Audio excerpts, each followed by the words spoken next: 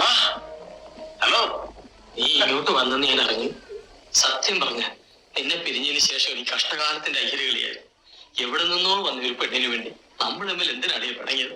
നമ്മൾ തമ്മിലല്ല പണങ്ങിയത്, നീയാണ് പണങ്ങിയത്. നീ നീ അത് പോട്ടെ.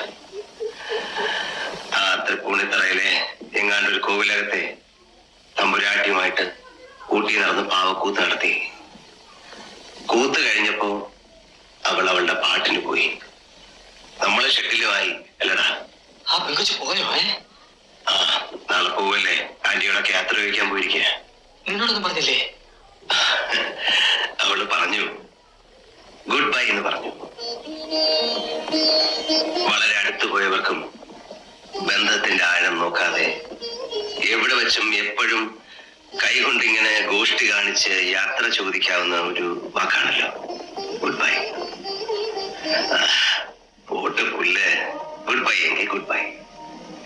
ഇവിടെ വരുന്നവരൊക്കെ വിനോദസഞ്ചാരികളാണ്. അവര് സഞ്ചരിച്ച് പൊട്ടിച്ചിരിച്ച് സന്തോഷം തിരിച്ചു പോകും. അവരെ പൊട്ടിച്ചിരിപ്പിച്ച് സന്തോഷിപ്പിച്ച് വിട്ട് ജീവിക്കുന്ന കോമാളിയും കുരങ്ങനുമാണ് ഞാനും നീയൊക്കെ. നമുക്കവരെ സ്നേഹിക്കാനും ആഗ്രഹിക്കാനൊന്നും അവകാശമില്ല.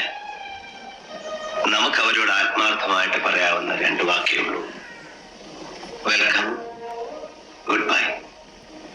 ഇതിലൊതുക്കിയാൽ ഓൾവേസ് ഹാപ്പി. Always happy.